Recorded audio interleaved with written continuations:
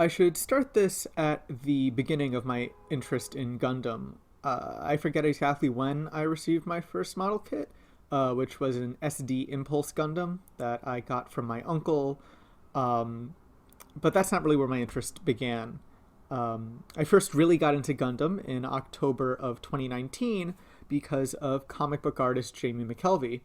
I had been a fan of his comics work, mainly The Wicked and the Divine, for some time before October, and I had followed him on Instagram prior to hopefully seeing him at a New York Comic Con after party, also for The Wicked and the Divine. Anyway, McKelvey had a lot of pictures of Gundam on his Instagram, model kits that he had bought and built, and I thought that they looked pretty cool. So during the convention, having kind of been primed, I bought my second ever Gundam model kit that I owned, which, if you're wondering, was a high grade Gundam Astray red frame. Later that year, that December, I visited Tokyo to visit the same uncle who gave me that first Gundam, actually. And while doing some touristing at Diver City, which is where they have the huge one-to-one model of the Unicorn Gundam, I bought the transformable real grade model of the Unicorn Gundam for myself. You know, I was there, I kind of had to. And then for a while afterwards, I didn't really think about Gundam. I was very much a wow, cool robot fan of the franchise. Not so much because the themes of Gundam had gone over my head at that point, but because I hadn't actually watched any Gundam. I only knew them from the toys. But then in December of last year, so last month basically, 9 months into the COVID-19 quarantine, I learned that an entry grade, which is like the simplest sort of model, an entry grade RX-78-2 Gundam was released. And if you don't know what RX-78-2 means, that is the Gundam. It's the iconic Gundam. It's the one that was in Ready Player One, the movie.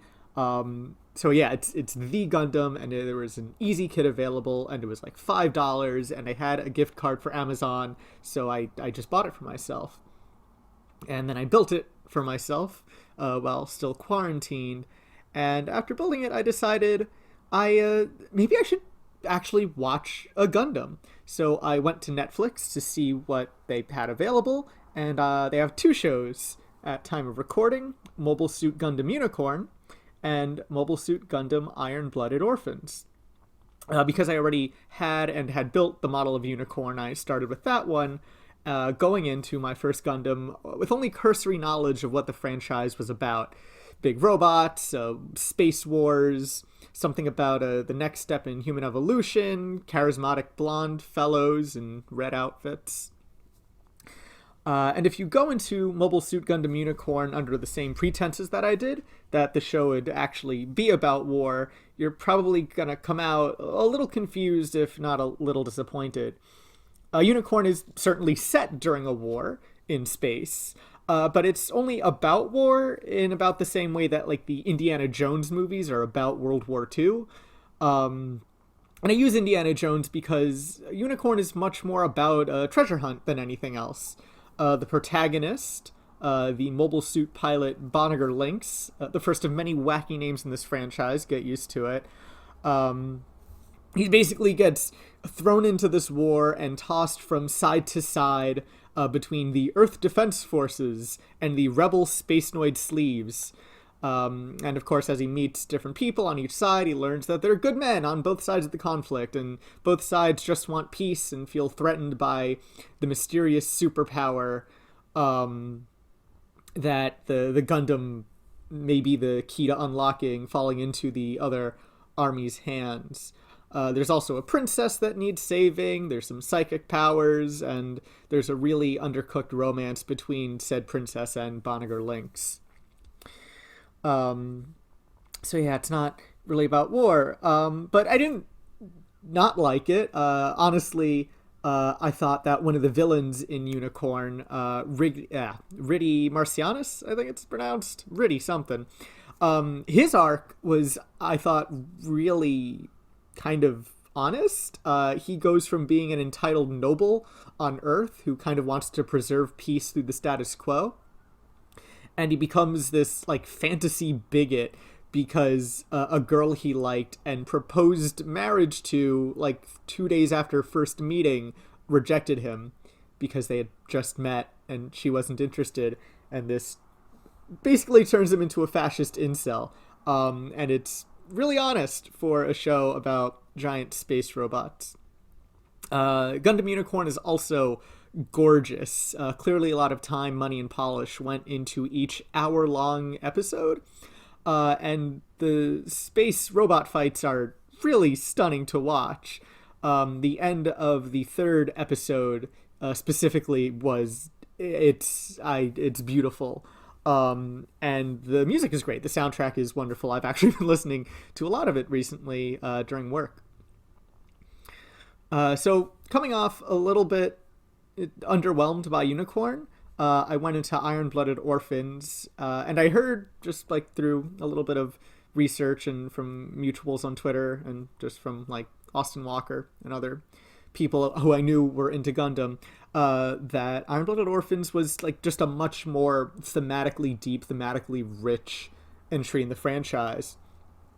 But before I did start Iron-Blooded Orphans, I bought 3 more model kits. If you're wondering, I bought the high-grade Quan-T, Q-A-N, and then brackets T. I bought the high-grade Strike Freedom Gundam Revive, and then the high-grade Barbatos Lupus Rex, which is one of the robots from Iron-Blooded Orphans. I hadn't realized that before I bought it, but, you know, that was fun. So, before I get into my opinions on Iron-Blooded Orphans, standard spoiler warning, I'm basically going to talk about everything soup to nuts in this series, so if you don't want to be spoiled, stop now. So, there is definitely a lot more to talk about with regards to Iron-Blooded Orphans compared to Unicorn, and not just because Iron-Blooded Orphans is a full 50-episode anime, compared to just the handful of OVAs that make up Unicorn. Iron-Blooded Orphans, for one, is actually about war. It's about the people who fight in them, the people who profit off of them, and the people who get caught in the middle of them. Watching the series, I was actually reminded a whole lot of Metal Gear Solid, more so than anything else. And the Metal Gear franchise being what it is, I'm pretty sure the influence is cyclical. In other words, Iron-Blooded Orphans is likely playing with ideas that Metal Gear Solid borrowed from earlier Gundam series. I can't confirm direct influence one way or the other, but the similarities are there, and I'll get into them a bit later. So the main characters of Iron-Blooded Orphans are the opposite of Banagher Links in almost every way. Where Banagher was a practical pacifist, Iron-Blooded Orphans' primary and secondary protagonists, Orga Itsuka and Mikazuki August, are child soldiers working for a private security company on Mars. And then the first couple episodes of the series, Orga leads a mutiny of the other child and teen soldiers in this company and takes control of it from the adults who exploited him. Orga renames the company Tekkaden, which I believe means iron flower, to represent that once they bloom, they won't wilt. But even though they've overthrown the people forcing all of them to be soldiers, to be child soldiers, Orga does want to give all of these kids a better life. He doesn't see a way to do that doesn't involve them staying child soldiers. He essentially just becomes the new boss of this child mercenary group rather than do anything else because he doesn't know what else to do. And in this way, Orga has the same failure of imagination as Big Boss from Metal Gear. As much as they empathize with and want to protect soldiers who are forced to fight in wars and battles that they don't have any stake in, neither can imagine a life for these soldiers outside of war. Their solution is not to end war, then, but to help all of these people find a greater purpose in what is otherwise meaningless conflict, rather. Mikazuki, our secondary protagonist, is Orga's closest friend and also the most loyal soldier, having known Orga basically his entire life, and then dedicated his own life to essentially following Orga's lead. Mika is actually the pilot of the most prominent Gundam suit in this series, the Barbatos, which is kind of the robot I'm building in this video. Not quite. I'll get back to it. We'll stick a pin in that. For now, I want to expand a bit more on the relationship between Orga and Mikazuki, which is the most prominent and most important relationship in the series. What becomes incredibly obvious, incredibly early in the show, is that as much as the two of them see themselves as brothers, and their character designs even kind of recall Simon and Kamina from Gurren Lagann, that Orga's tall and Mika's short. And anyway, as much as the show kind of wants us to think of Simon and Kamina, Orga and Mikazuki's relationship is much more abusive at a fundamental level.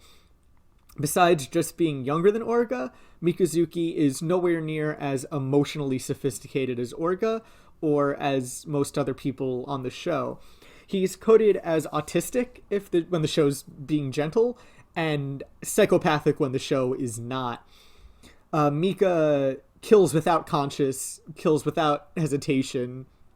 Just, if he is told to kill someone, he will put 2 bullets in their front, not even in their back, in their front, without pausing to think about the ramifications. He doesn't seem to enjoy killing, he doesn't take any pleasure in it, but he understands that violence is the primary force that gives his life meaning. His ability to kill so efficiently and so ruthlessly is what makes him useful to Tekkaden, and more importantly, it makes him useful to Orga, who he's convinced, if he keeps on following, will lead him to a peaceful future. And for his part, Orga does wholeheartedly believe that everything he does, every action he takes, everywhere he leads Tekkaden, will eventually get them to a peaceful future. Orga clearly cares for Mika. He wants Mika to be happy, but he also understands that Mika's gift for violence is essentially Tekkaden's most valuable asset, and he's all too willing to let Mika risk his body for others, or to use Mika as a tool for the liberation of the other children. Some of Mikazuki's earliest character-defining moments are when he nonchalantly shoots the former owners of the company, and they're begging for their lives. He just shoots them because Orga tells him to. And if Mikazuki is all too willing to fire his literal gun, then Orga is clearly more than willing to use Mika as a weapon of his own. Stick a pin in this, we'll develop it a bit more later, too. So the show Iron-Blooded Orphans asks, what are the children of Tekkaden supposed to do other than fight? They're child soldiers, and they have very few other resources or skills otherwise. Many of them, as the show's title implies, are orphans. They're uneducated to the point of illiteracy, and they don't really have any connections. They don't know anybody outside of the company. All they have is each other, and all they know how to do is fight in wars. But, I mean, fighting in wars is a skill, and it helps them find work, which brings us to the job that Tekkaden takes on in this first season of Iron-Blooded Orphans that propels the plot forward. That is basically the main plot of season 1. Kudelia Ina Bernstein is the teenage daughter of an incredibly wealthy Martian family who has been campaigning for Martian independence from Mars's rulers on Earth. She hires Tekkaden to escort her to Earth so that she may make her case for liberation to the leaders on Earth. Why does she hire a company made exclusively of child soldiers? Well, because she's very wealthy and very young, and most of Mars is really poor and exploited, and so she sees that traveling with Tekkaden as a way to familiarize herself with basically poor people. If I travel with Tekkaden, I can better understand what these people actually go through and better make their case for liberation. So, predictably, Kudelia starts the series incredibly naive and incredibly ignorant to the extent of actual Martian oppression and poverty. Early on, the show even manages to have a "it's one banana, what could it cost, $10" joke at her expense. But Cudelia's motives are never really put into question. She's genuinely fighting for the freedom and well-being of Martians and of Tekkaden, which is more than can be said for some of her benefactors. Again, put a pin in that. There's a lot to get through in the series. It is actually kind of deep. And just one more thing before we start removing some of those pins we've placed. I want to talk about the major antagonist of the first season, which is Gjallarhorn, an independent military force that enforces the status quo on Earth and between Earth and its colonies on other planets. The ruling body of Gjallarhorn is made up of 7 of Earth's wealthiest and most influential families, and they've maintained the peace between Earth and its colonies for centuries. So naturally, they see Cudelia and her campaign for independence as a threat to their power and mobilize against Tekkaden in Tekkaden's efforts to escort her to Earth. The 3 most important characters in Gjallarhorn to pay attention to are Magillus Farid, who is a lower-ranked member of Gjallarhorn's ruling body, who's very eager to improve his standing within the organization. There's Gaelio Baudouin, who is Magillus's close friend and the son of Gjallarhorn's highest-ranking family. And there's Ein Dalton, who is a mobile suit pilot and the direct subordinate of Gaelio. Okay, so let's go back and start messing with those pins. I've already hinted at it, but people using other people is a major theme in Iron-Blooded Orphans, and a closely related one is how being used transforms and more often than not dehumanizes the people being used. So I mentioned that Mikazuki is the show's primary Gundam pilot, and he's a killing machine, but I've yet to explain how he is so good at killing people. And that is due to what's called the Aleyavinyana System. The Aleyavinyana System is a cranial spinal implant that Mika and many of the child soldiers get implanted with in the show against their will when they are very, very young. And what this implant does is it allows these children to directly interface with mobile suit technology. So more than piloting Barbatos, like you might drive a car, he becomes Barbatos while he's inside it. Orga forcing Mika to pilot Barbatos in order to fight all these battles is literally turning Mika into more of a weapon through this physical connection. And Orga himself isn't immune to being used by other people either. In order to build Tekkaden's reputation, he joins Teiwaz, which is an interplanetary business conglomerate and essentially organized criminal syndicate that is more than willing to use Tekkaden and all their child soldiers as fall guys and patsies as they deliver, well, smuggle is the right word, smuggle weapons between the colonies. And the boss of Teiwaz is also more than willing to sacrifice Tekkaden in other ways than just as smuggling patsies. This brings us back to Cudelia, whose naivety is abused by her benefactor, who is named Nobilis Gordon. Nobilis is another successful businessman, and his goal is to turn Cudelia into a revolutionary leader and ultimately a martyr for liberation. Without Earth controlling the resources coming from the colonies, Nobilis sees an opportunity to grow his own dominion over Mars and their resources and their territories. In the world of Iron-Blooded Orphans, much like our own, not everybody who wants the same end goal necessarily wants it for the same reasons. After all, power vacuums may not always be filled with those with the best of intentions. And of course, Nobilis has his fingers in Teiwaz and Tekkaden's pies as well, because to those with power, the death of a few children seems like a pretty small price to pay to become those in power. So over to those people in power, Gjallarhorn. Magillus manipulates Gaelio and Ein in many of the same ways as everyone else we've discussed manipulates everyone else, but he doesn't have sympathy for those he manipulates, unlike, say, the Orga-Mika relationship. Magillus's manipulations of Gaelio are strictly political. He sees Gaelio as a last name, more so than he sees him as a person, someone that he can gain power through from proximity. At the start of the series, he's already due to marry Gailio's 10-year-old little sister, in much the same way that royals would arrange marriages between themselves for political gain. And I think this also goes to show that it's not just the poor children who are abused by the system, but even the children of the most powerful families, being that they're children, are not given agency over their own lives to decide their own futures. Meanwhile, McGillis barely has to manipulate Ein at all.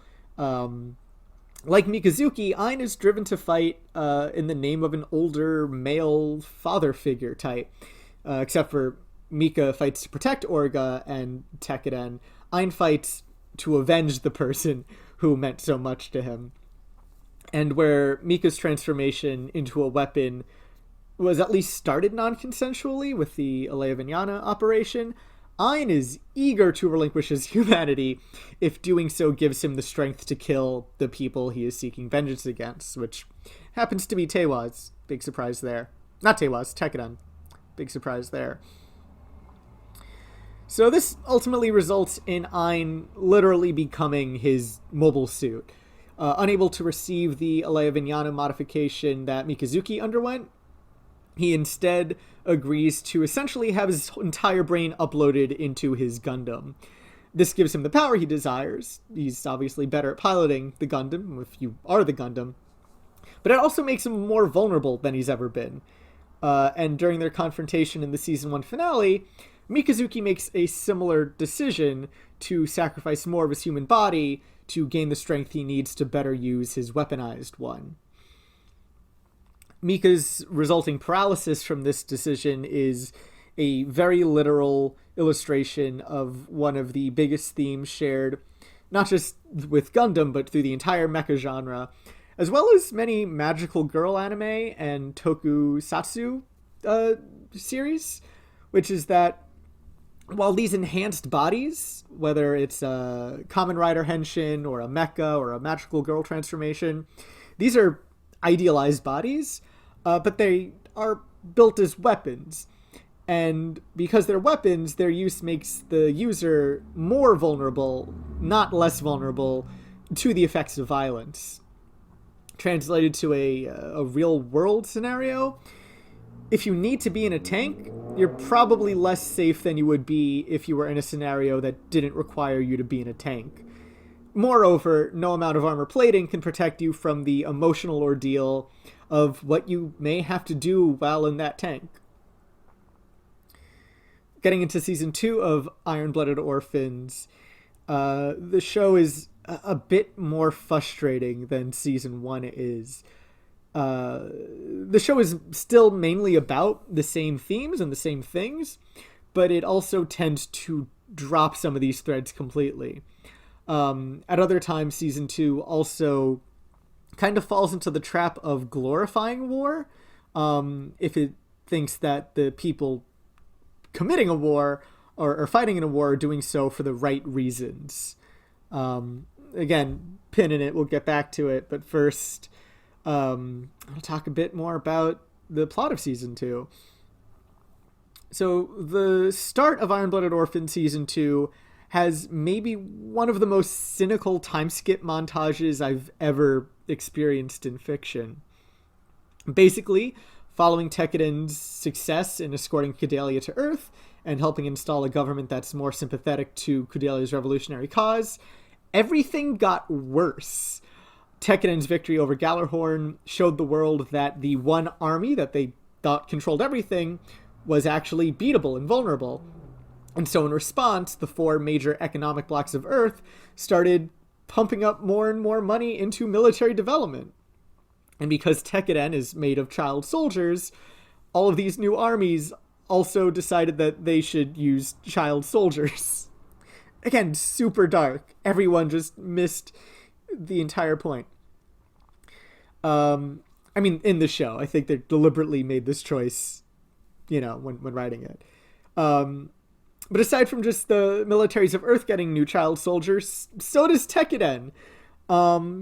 They're building their ranks and hiring more teens and space orphans to fill out their ranks. And also, as expected, Tekkenen's no longer fighting just to survive. They've seen some success. So a lot of these new recruits believe that their goal is to win more wars and not to escape wars entirely.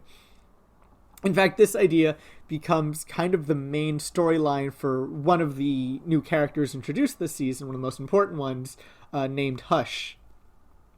In Hush's introductory scenes, I actually thought that they were building up as a deconstruction of a standard shonen protagonist. For one, he looks like a standard shonen protagonist with the messy blonde hair and everything. He has a backstory involving an older brother figure that he wants to get more powerful for, kind of mirroring Mikazuki. And his stated goal is to become the most powerful mobile suit pilot as quickly as possible in order to prove that he is deserving of life, essentially. He even volunteers for the Aleyavinyana modification, not quite understanding that it's not something that people go through voluntarily. And in what I believe to be one of Season 2's greatest missteps, Iron-Blooded Orphans indulges Hush. He never gets the Aleyavinyana, but he becomes a pilot. He's trained directly under Mika. He gets stronger, and he works his way up until piloting a mobile suit in the final episodes. And then by the series finale, he's given an honorable death on the battlefield as he goes down swinging to protect Tekkaden. So what should be a tragic ending is celebrated as a happy one, and that he accomplished his goal. Unfortunately, this is a pattern with Season 2 of Iron-Blooded Orphans, in that it, again, glorifies the fighting a lot more than Season 1 did. The worst of it, I think, comes during the Mobile Armor arc of Season 2, which honestly feels like an entirely different show. In it, the show introduces a new threat called the Mobile Armor, which is an autonomous war machine that eats mobile suits for breakfast, and it requires every faction in the show working together in order to defeat it. By creating a threat that exists entirely outside of humanity and the factions that we've already been introduced to, the show kind of loses all of the threads about warfare and the horrors of being exploited for warfare. And it kind of just becomes like a kaiju movie, and all these people and their big robots fighting a bigger robot that is not human controlled.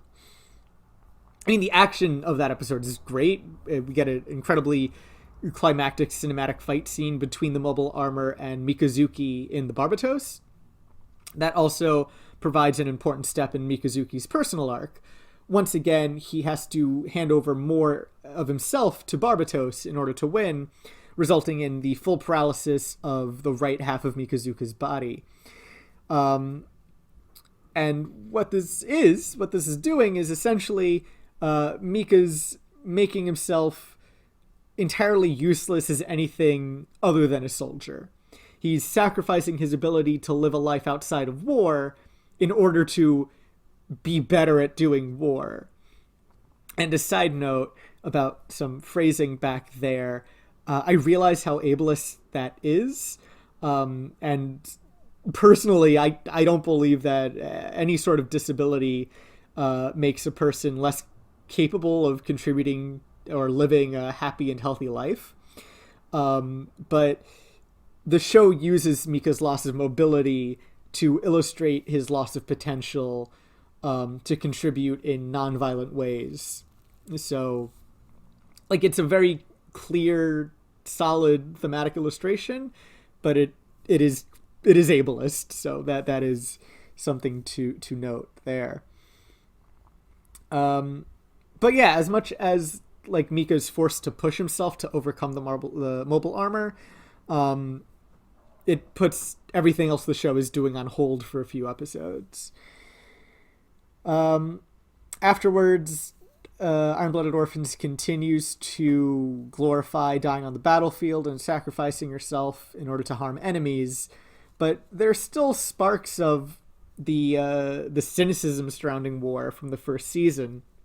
In fact, right before the mobile armor arc, IBO spends a few episodes from the perspective of another member of Tekiden named Takaki, as he and some other soldiers are engaged in a stalemate with one of Earth's new armies. This arc establishes a relationship between Takaki and another child soldier from Tekiden named Aston.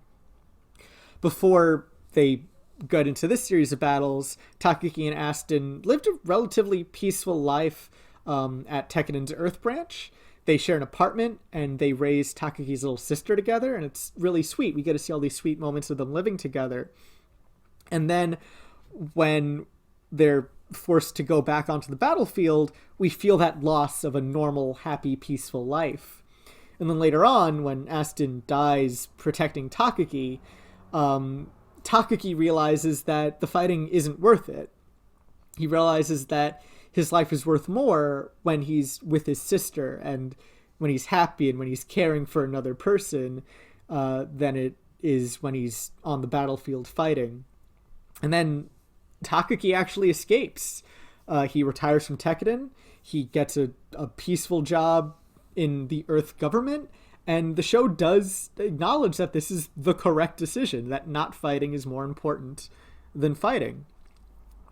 Ironically, as the stakes raise approaching the series finale, Iron-Blooded Orphans is less sympathetic to the characters who decide they want to escape fighting than the ones who decide they want to go down swinging.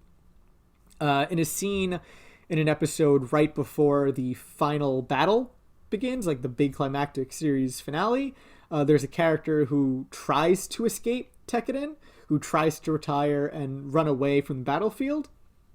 And the show basically frames this as cowardice. Not that it matters all that much because he's trapped by the opposing enemy forces and he's kind of missed his chance, and so he has to fight anyway. They kind of take that decision away from him. And then during the finale, there's still, a handful of noble sacrifices left in store. But thankfully, Iron-Blooded Orphans does manage to course correct in its last arc, in its big climactic finale arc. As it kind of stated, Tekiden has their backs pinned to the wall by the overwhelming Gjallarhorn army. And in this situation, Orga finally realizes that he's lost the plot. He realizes that the reasons he formed Tekiden are not the same as what Tekiden is doing at the moment. And instead of fighting to the last man, he tries to surrender. Unfortunately, Gjallarhorn doesn't let him surrender. But despite this, he resolves that he's going to help the majority of Tekiden try to escape and flee, and then start a new life where they don't have to be Tekiden anymore. Start a life where they actually no longer have to be soldiers. It's what he originally wanted to do and then got distracted from doing for 40 episodes. Basically, he has this realization that if you fight to the last man, you're not fighting for anything. Because when the last man dies, there's no one left. Of course, once Orga has this realization and once Orga sets up everything to save other people, he's killed. To motivate the others to live the life that he sacrificed his for. Before I discuss what happens with Gjallarhorn in the season, and then that leads directly into the actual finale, I want to discuss some parts of Iron-Blooded Orphans that I'm not really sure where else to put it. One, I appreciate how much time Iron-Blooded Orphans dedicates to showing the support crew of Tekiden. It illustrates in its own way that you don't actually have to be on the front lines to be useful to people. Iron-Blooded Orphans, as much as I've complained otherwise, it does recognize that designing these machines, that maintaining these equipment, that keeping the supply lines open, that keeping these soldiers fed are just as necessary to the success of a revolution than actually firing any bullets. Conversely, something I don't appreciate is that Iron-Blooded Orphans doesn't have any idea what to do with its female characters. All of the show's main female characters are relegated to stereotypical, mother or girlfriend kind of caring roles. They're there to make sure the boys don't get into too much trouble. Even Cordelia, who is supposed to be this, maiden of revolution, spends more screen time pining over Mikazuki, who she instantly falls in love with, of course. She spends more time doing that than we actually see her leading a revolution.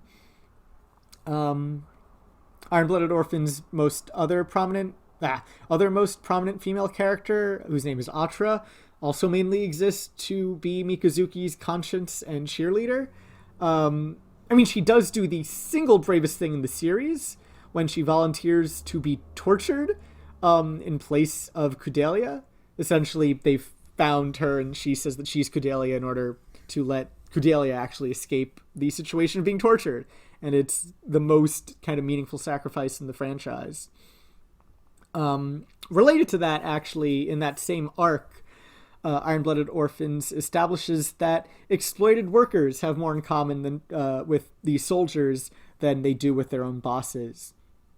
This arc follows essentially a big strike by a labor union that Tekiden gets entwined with and then sides with the workers. And it really sets up that you and soldiers, that people who work for a living and people who fight for a living, are being exploited by the same people, that we have the same enemy. And so watching them work together for the same revolution was a really neat thing to see. Lastly, I want to discuss the show's kind of romantic elements, which is that Iron-Blooded Orphans is pretty anti-romance. This is probably worst felt every time the show decides to bury a gay character. There's actually a lot of queer representation, as I guess you'd expect, from a show about a huge found family of mostly young boys. And there's some sweet moments, actually, between these queer characters, but none of the queer relationships end happily. Neither do the straight ones, for that matter. Not entirely, at least. Okay, so back to Season 2 and back to Gallarhorn. In this season, McGillis becomes a full-blown deuteragonist, and aside from the new focus on McGillis's inner life, his perspective also gives us a better look at the internal politics of Gallarhorn, which is interesting. So McGillis's whole deal is that he wants to reform Gallarhorn from what is basically a monarchy to a meritocracy. In his backstory, we learn that McGillis was adopted by one of the ruling families, and so unlike other members of the kind of the ruling class of Gallarhorn, he doesn't inherit the same respect, in spite of his skills as a pilot and a strategist. And McGillis's feeling that the whole system is fucked up is also shaped by the fact that his adoptive father raped and abused him as a child, because Iron-Blooded Orphans is incredibly cruel to its characters. McGillis finds, rightly so, the entire institution of Gallarhorn weak and corrupt, and aspires to be the strong leader who will return Gallarhorn to its former glory by essentially dominating and destroying everyone who would get in his way. McGillis is essentially a Randian protagonist. He believes that right makes right, and he believes that strength is built through struggle and adversity, and that his goals are the only ones that matter, and that his goals are right if he can make them so. He doesn't make friends with people, he just manipulates them, and he fails to understand why anyone would do anything that isn't for personal gain. And he's, of course, more than willing to sacrifice whoever it takes in order to achieve his ultimate goal, which he believes to be the greater good. And so it's fitting that McGillis is ultimately defeated and killed by the two people he's manipulated most, and that he believes that he's already successfully sacrificed.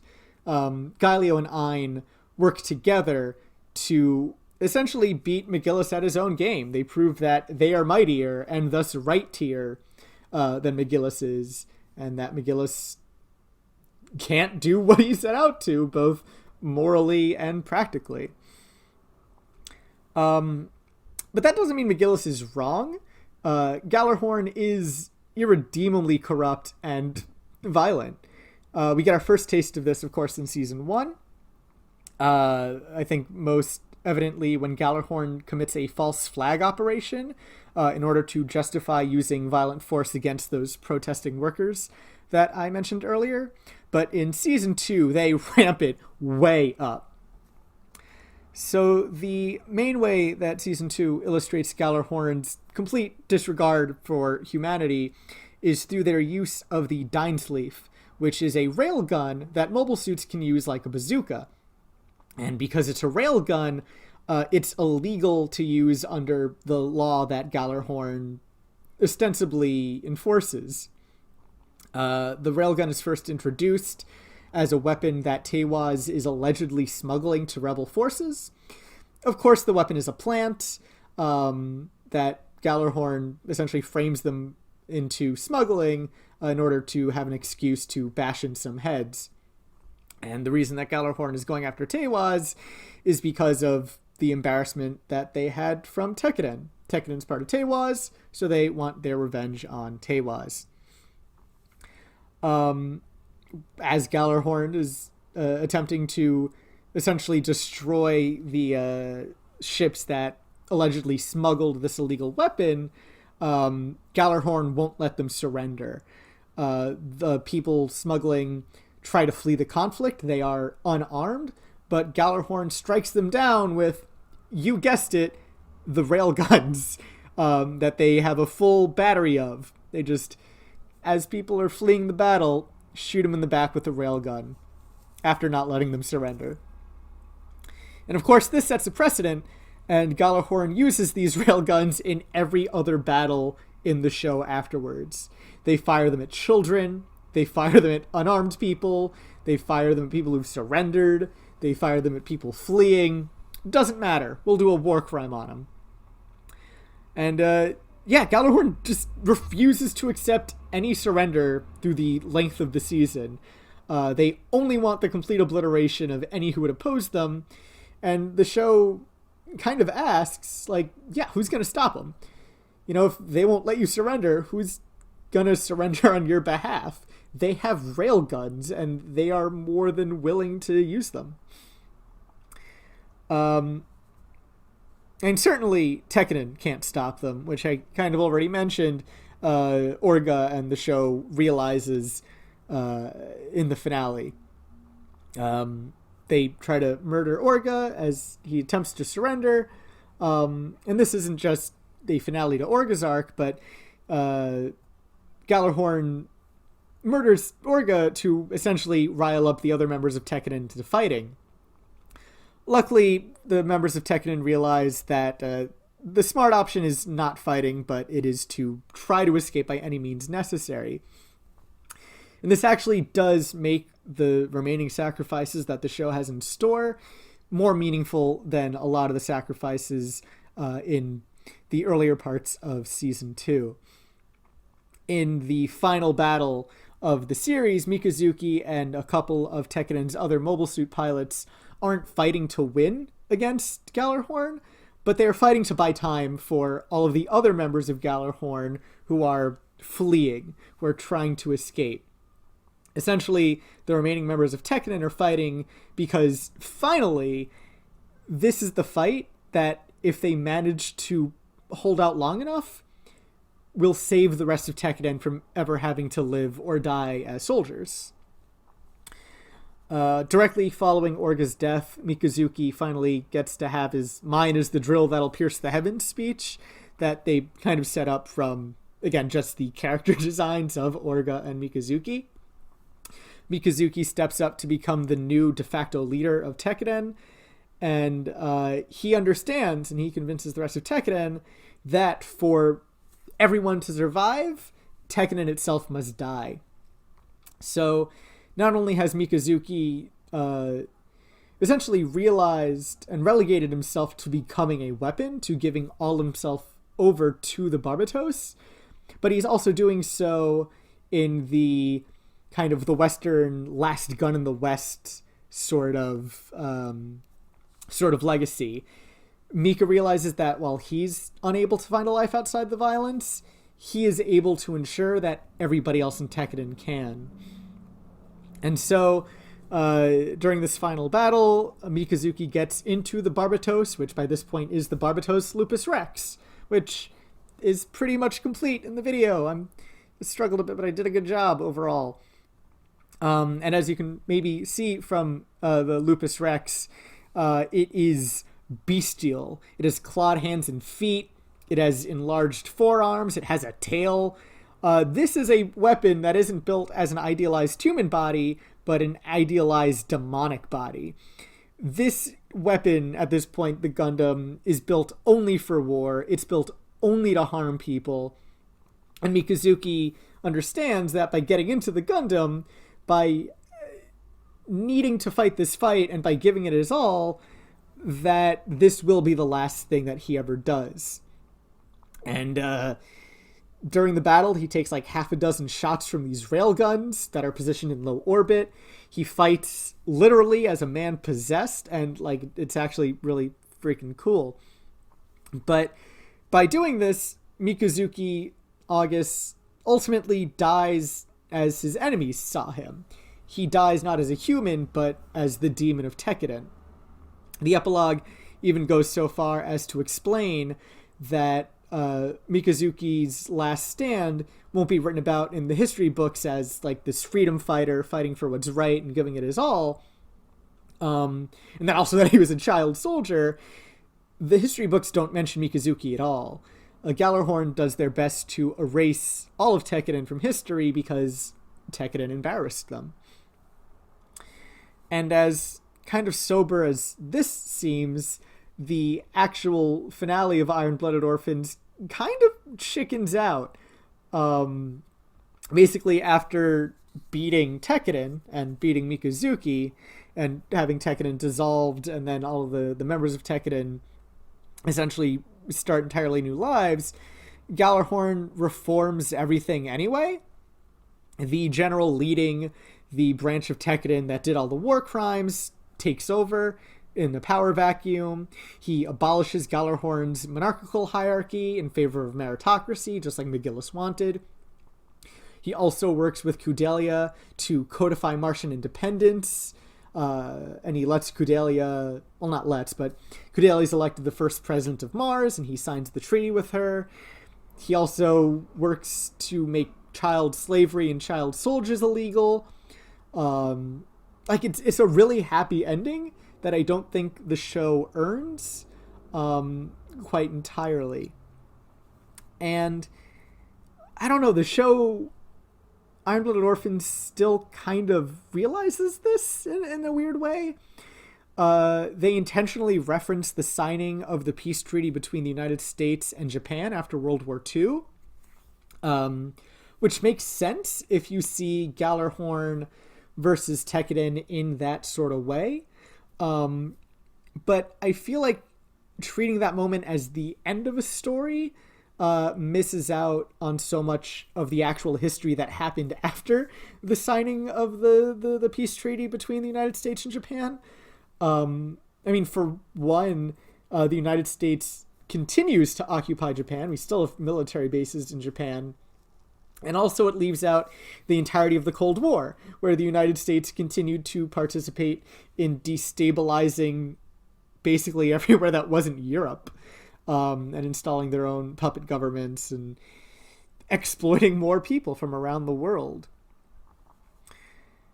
Anyway, wrapping things up, as undeserved as this conclusion may be, and as much as the show felt like it kind of lost its plot in season 2, and also as kind of needlessly cruel as the show got at some parts before the end, overall I enjoyed Mobile Suit Gundam Iron-Blooded Orphans a whole lot. When the show clicked, it offered an interesting exploration into the exploration into the exploitative and transformative nature of Forever Wars, and also delivered some really intense, fun to watch action scenes. Also, like Gundam Unicorn, incredible soundtrack. Lots of what I think is Spanish guitar. I'm honestly not all that great at identifying instruments.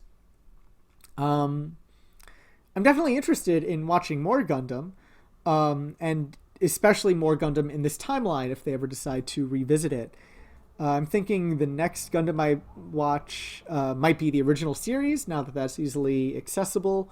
And then I hear that 8th Team is supposed to be really good. Let me know if you have any suggestions, if you're a big Gundam fan, what Gundam I should watch next. So I hope you enjoyed my admittedly kind of rambly analysis, or just enjoyed watching me assemble the Gundam Barbatos Lupus Rex. Please let me know if you'd like to watch either more of my analysis or me building model kits. If you enjoyed this, feel free to subscribe, and also please check out my blog, waldville.wordpress.com, waldville.wordpress.com. I'll put the link in the description, and I'll also be posting a script for this video on the blog if for whatever reason you want to read all of this instead of listen to it. Also, last note, if you haven't already heard it, do yourself a favor and listen to Orphans no Nabida. It is the first ending track in the Iron-Blooded Orphans anime, and it is a perfect song in my opinion. Just listen to it. Orphans no Namida translates to Tears of the Orphans in English. I think if you search either or, you'll find it. That's it for now. Thank you for watching.